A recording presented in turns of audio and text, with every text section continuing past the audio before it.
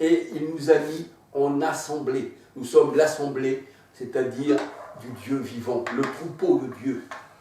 Alléluia. Petit troupeau, votre Père Céleste a trouvé bon de vous donner le royaume. Beaucoup d'appelés qu'il y a, mais il y a peu d'élus. Mais beaucoup sont appelés, mais tous n'ont pas obéi à la bonne nouvelle, parce que c'était les vases de perdition. Donc c'est pour ça qu'il faut lire Jean 3,16 en entier pour bien comprendre la parole de Dieu. Il ne faut pas s'arrêter simplement sur le verset, mais lire tout, ce qui se passe après ensuite. Alléluia. Car Dieu a tant aimé le monde. Et pourtant le Seigneur dit, le monde vous haït, et mon royaume n'est pas de ce monde. Car mon royaume est en haut, tandis qu'eux ils sont d'en bas. Alléluia. Il faut bien comprendre ce que veut dire le monde. Alors, c'est vrai que tous ceux qui sont à Jésus-Christ sont des nouvelles créatures, aussi bien hommes que femmes. Et on ne connaît plus personne selon la chair. C'est ce que nous dit la parole de Dieu. Parce que si on connaîtrait encore nos frères et sœurs qui sont nés nouveaux, mais qui seraient encore selon la chair, eh bien ça ne pourrait pas aller. Non, on les connaît selon l'esprit. On ne regarde même pas à leur corps, mais à la personne. Parce que le Seigneur, il regarde au cœur, et nous aussi, nous regardons au cœur. Nous sommes pareils que le Seigneur, alléluia. Parce que c'est de l'abondance du cœur que la bouche parle. Parce que si Christ est dans ton cœur, tu parleras selon Christ. Mais si tu as la pensée du monde dans ton cœur, eh bien, tu parleras comme le monde. Mais il faut que ton cœur soit lavé. C'est ce que disait le Seigneur Jésus-Christ. Hein. C'est ce qui sort du cœur qui souille l'homme. C'est pas ce qui rentre à l'intérieur. Il n'y a rien du dehors. Pas même un démon. Mais c'est ce qui sort du cœur qui souille l'homme. Alléluia. Alors, nous sommes, c'est vrai, morts en Christ, nous sommes de nouvelles créatures. Et on doit vivre, eh bien, comme le nouvel Adam. Alléluia. Comme Christ. 2 Corinthiens 14, 15, 16, 17. Et il est vrai qu'on nous regarde aussi comme des imposteurs. Comme on a regardé le Christ comme un imposteur, il faut le crucifier. C'est par Belzébul qu'il chasse les démons. On nous regarde comme des imposteurs. Et ça, c'est vrai. Ça, c'est véridique. 2 Corinthiens 14, 15, 16, 17.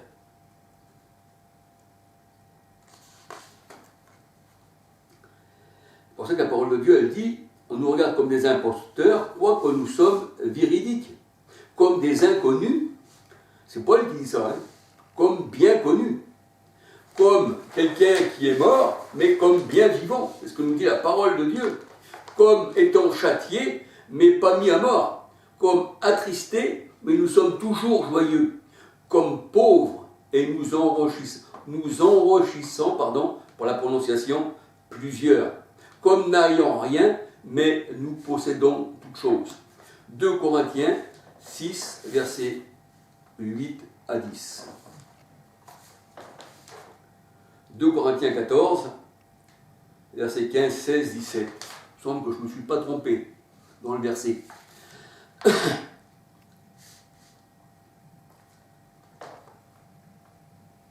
Et il est dit dans la maison de Dieu, dans la maison de l'Éternel, nous ne sommes plus des étrangers. Éphésiens 2, 11 à 22. Avant, nous étions des étrangers, nous n'avions aucun droit de cité en Israël, on n'avait aucune promesse, on était sans Dieu dans le monde, parce que le monde est sans Dieu. Et le Seigneur dit, eh bien, vous vous êtes rapprochés, et vous avez été justifiés, et vous n'êtes plus des étrangers dans la maison de Dieu. Éphésiens 2, versets 11 à 22. Et on peut dire que nos frères, ceux qui sont nés de notre père charnel et notre mère charnelle, n'ont pas la même pensée que nous. Parce qu'ils sont ennemis par leurs pensées. 1 Corinthiens 1, verset 21. Ennemis par nos pensées, mais aussi, on peut dire aussi, par nos mauvaises œuvres, par nos œuvres mauvaises. Parce que comme on est ennemi de Dieu par nos pensées, on fait des mauvaises œuvres. Mais comme nous sommes sauvés par grâce sans les œuvres, alors, eh bien, c'est une grâce qui est gratuite. On n'a pas besoin de faire des œuvres pour être sauvé. Alléluia.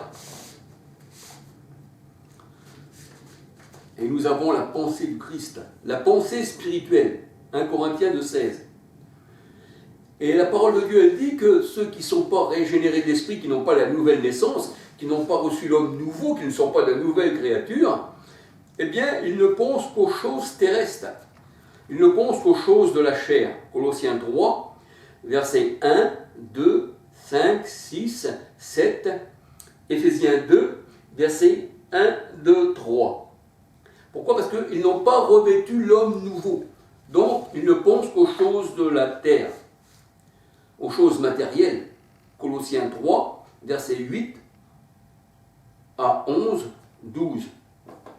Ils sont étrangers aux choses de Dieu.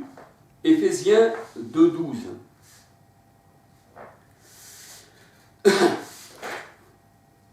Ils sont étrangers aux choses de Dieu. On peut dire aussi qu'ils ont une pensée corrompue et un évangile corrompu et un autre Jésus que celui qui est dans les évangiles. 1 Corinthiens 11, verset 3, 4, Galates 1, verset 6 à 11. Alléluia. Mais la parole de Dieu nous dit que le Seigneur garde les pensées de ses élus. Philippiens 4, verset 7. Et étant étrangers sur cette terre, le Seigneur nous a créé une cité céleste, qui est l'épouse, qui est la nouvelle Jérusalem, la nouvelle terre. Apocalypse 21, verset 2. Hébreux 12, verset 18 à 24. Hébreux 11, verset 8 à 16. Nous avons une famille céleste. Une famille céleste. Alléluia. Luc 8, 20, 21. Luc 8, 20, 21. C'est pour ça que le Seigneur disait, il y a des gens qui disaient au Seigneur, mais Seigneur, il y a ta mère, il y a tes frères, tout ça qui sont dehors. Mais le Seigneur étendant sa main sur ses disciples. Voici mes frères, voici ma mère. Ce sont ceux qui font la volonté de Dieu. Voyez-vous, même dans ta famille, si les gens n'ont pas reçu, les personnes n'ont pas reçu, l'homme nouveau ne sont pas de nouvelles créatures, mais qui sont nés du sang, qui sont nés de la femme et de l'homme, ils ne peuvent pas être de ta famille. Pourquoi? Parce que la chair et le sang n'héritent pas du royaume des cieux. Voici, eh bien, mon père et ma mère, mes frères et mes sœurs, c'est ceux qui sont nés de Dieu. Alléluia. Parce que nous n'avons qu'un seul Père. On n'a pas l'esprit du monde, on n'est pas né du monde, mais on est né de Dieu. Alléluia. Luc 8, 20, 21, Matthieu 12, versets 46 à 50. C'est parce que nous sommes passés de la mort à la vie que le monde nous haït. Alléluia. C'est ce que nous dit la parole de Dieu. 1 Jean 3, 13, 14, 15. Et quand tu te réveilles, quand le Seigneur t'a réveillé, réveille-toi, toi qui dors, et Christ va t'éclairer. Éphésiens 5, 14. Alléluia. Pourquoi? Parce que il y en a, quand le Seigneur est dit réveille-toi d'entre les morts, il y en a vraiment, ils paraissent être vivants, ils se disent appartenir au Seigneur, mais ils n'ont pas la vie. Ils sont dans la débauche, ils sont encore dans la mort. Apocalypse 3, verset 1, 1 Timothée 5, 6.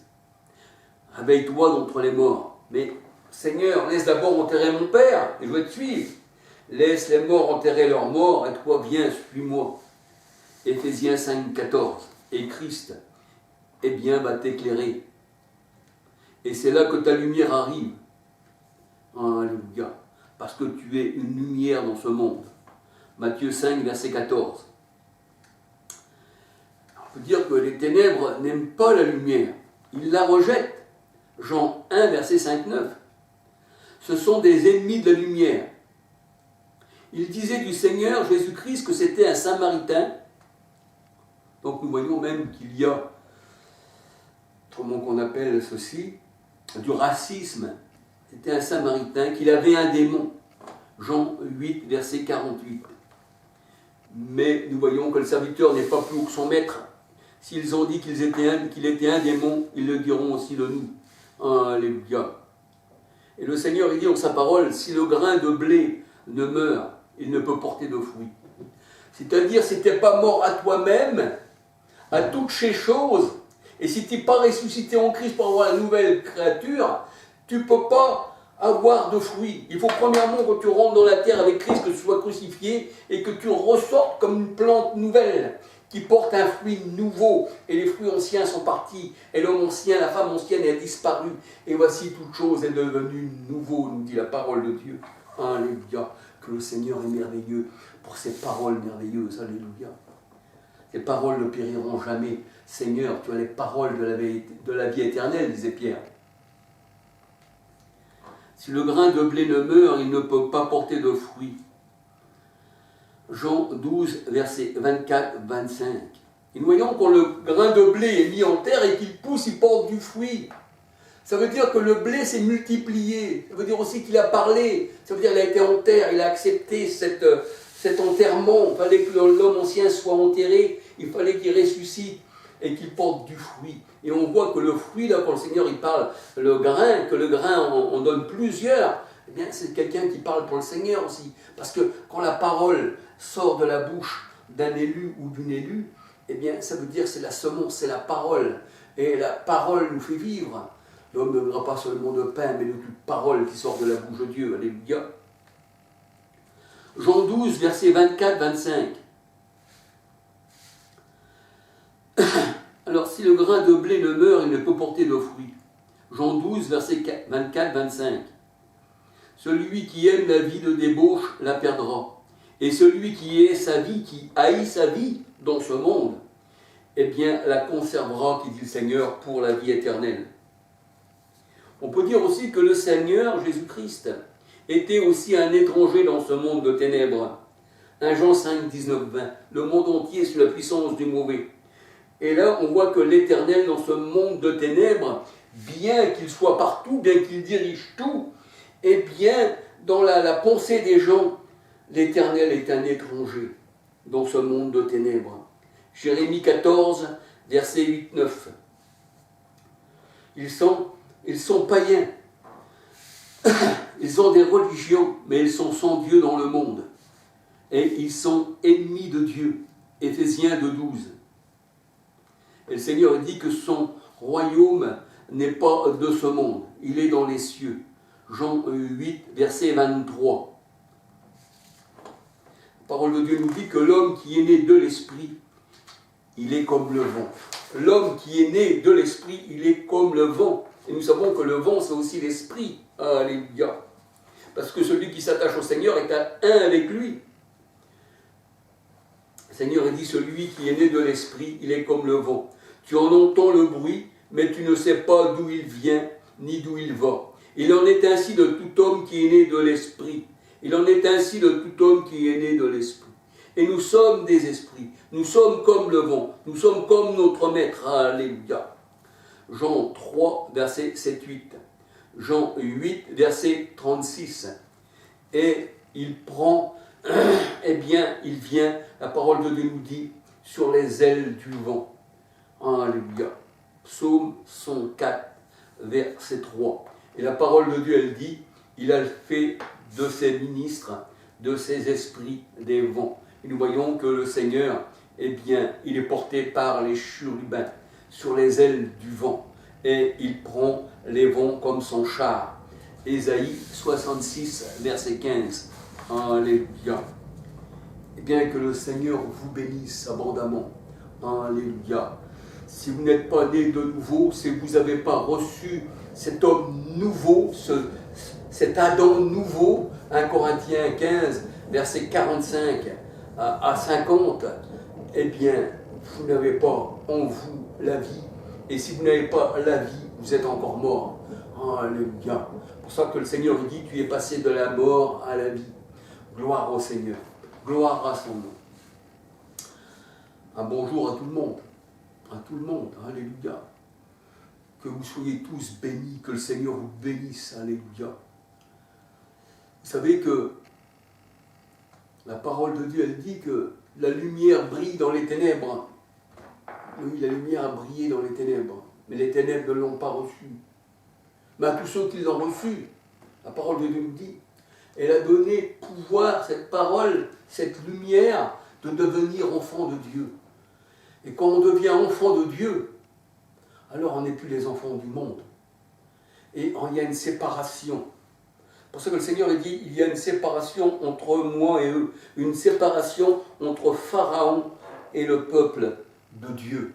D'un côté, la colonne de feu faisait que, on va dire, pour les Égyptiens, c'était la nuit. Et de l'autre côté, eh bien, c'était le jour. Parce que le Seigneur sépare les mauvais d'avec les méchants, les boucs d'avec les brebis. Alléluia. Soyez des brebis, mais non des boucs. Et vous savez qu'un bouc, eh bien, ça emboucane. C'est pour ça qu'on dit ça, on boucane. Alléluia. Et c'est vrai, un bouc, ça sent mauvais, ça sent pas bon. Mais la parole de Dieu nous dit, nous avons l'odeur du Christ. L'évangile, la parole de Dieu nous dit, est une odeur de vie pour ceux qui sont destinés à la vie. Parce que ceux qui sont pour la vie, le Seigneur, il dit, c'est mes races d'honneur, c'est mes élus, race d'Abraham que j'ai élu, race de Jacob, mon élu. Mais il y a aussi les races de déshonneur. Ça, c'est pour la destruction. Alléluia. Et ça, c'est le choix du Seigneur. Alléluia. Il fait ce qu'il veut. Et il est merveilleux. On l'appelle merveilleux, admirable conseiller, Père éternel, Dieu puissant. Ésaïe 9,5, Apocalypse 7,8. Alléluia. Soyez bénis du Seigneur. Je ne veux oublier personne, je ne cite aucun nom. Et vous êtes tous, eh bien, dans ma pensée. Et puis que le Seigneur fasse que ceux qui regardent ces vidéos, eh bien, puissent calculer, parce qu'il en va de la vie éternelle. Tant que vous serez dans des sectes, tant que vous serez dans un cercle où vous ne pouvez pas penser par vous-même, mais on vous incite à penser comme eux, les égarés pensent eux-mêmes pour vous égarer, eh bien vous allez tomber dans la fosse. Et quand le Seigneur, moi, il m'a enlevé de tout ça, des religions, c'est merveilleux. C'est une nouvelle naissance. Sortez du milieu d'eux, mon peuple. Parce que toutes les religions qu'il y a aujourd'hui n'existaient pas au temps du Seigneur et les disciples étaient quand même sauvés. Je veux dire par là que toutes ces religions qu'il y a aujourd'hui sont sous le contrôle de la franc-maçonnerie. Et le ministre des cultes qu'il y a en France, c'est pas quelqu'un qui serait saint. Hein, pour nous, mettons, si ça serait vrai, ça serait le Christ, le ministre, c'est lui le divin ministère. Mais là, non. Toutes les religions qu'il y a en France, le ministre, celui qui est à la tête de toutes ces religions, qui s'occupe des religions, et d'ailleurs on l'a vu dans le confinement, eh bien c'est le ministre de l'Intérieur. Renseignez-vous, c'est un homme du monde, c'est un homme qui fait partie de la franc-maçonnerie, et toutes les religions sont dans la franc-maçonnerie. Il y a même des gens qui reçoivent des médailles de la franc-maçonnerie, alors que le Seigneur il dit que les grands de ce monde, eh bien, détruisent le monde. Le monde les appelle les bienfaiteurs. Et oui, les grands sont pris en photo. Et la parole de Dieu, elle dit que les grands de ce monde, ce sont des rois, Apocalypse 17, 9, 11, 12. C'est la bête. Et quelqu'un qui vote pour un roi aujourd'hui, il vote pour la bête et il donne gloire à la bête. Alléluia. Et il porte la marque de la bête. Alléluia. Mon royaume n'est pas de ce monde. On voulait prendre le Christ pour qu'il soit roi de ce monde. Mais le Seigneur, il passa au milieu d'eux. Est parti, alléluia, parce que mon royaume, à moi, qui dit le Seigneur, n'est pas de ce monde. Mais les gens, ils disent, nous, on veut que César règne sur nous. Mais César, c'est Rome, c'est la papauté, c'est la pédophilie, c'est aussi l'homosexualité, c'est les guerres de religion, c'est les jésuites. Regardez les jésuites, les guerres de religion, regardez un peu tout ça, regardez Hitler, tout ça. Eh bien, les jésuites, c'est eux qui ont mis Hitler au pouvoir. Et à la fin de la guerre, eh bien, nous voyons que les nazis étaient cachés dans des couvents encore avec les vêtements nazis, et puis qu'à la fin de la guerre, on leur a donné des laissez-passer pour aller en Argentine. Alléluia. Donc, le Seigneur est saint. Et il prévient aujourd'hui, par divers moyens, peut-être par ma personne, peut-être par d'autres, parce que l'Éternel parle tantôt d'une manière, mais aussi tantôt d'une autre. Et on ne s'en aperçoit pas, alléluia. Des fois, on se convainc que dans cette religion, c'est la vraie, et chacun défend ses religions. Mais en fait, la seule religion, c'est celle que Christ eh bien, a créée. Alléluia. C'est celle qui nous relie à lui. Pour ça, religion veut dire religare, relié à. C'est-à-dire nous sommes reliés au Christ. Alléluia. Et qu'est-ce qui est relié à la tête? Parce que Christ, il est la tête, Colossiens 1,18, et le corps, 1 Corinthiens 12, versets 12 à 27, eh bien, c'est l'Église. Et nous sommes tous les membres de son corps. Alléluia. Gloire au Seigneur. Le Seigneur, il n'a pas institué toutes ces religions qui n'existaient pas en son temps. Tout ça, c'est venu après Christ. Mais le Seigneur, il nous a choisis. Alléluia. Et celui que le Seigneur choisit ne périra jamais. Soyez bénis. Que le Seigneur vous garde. Alléluia. Soyez bénis. Alléluia. Gloire au Seigneur. Alléluia.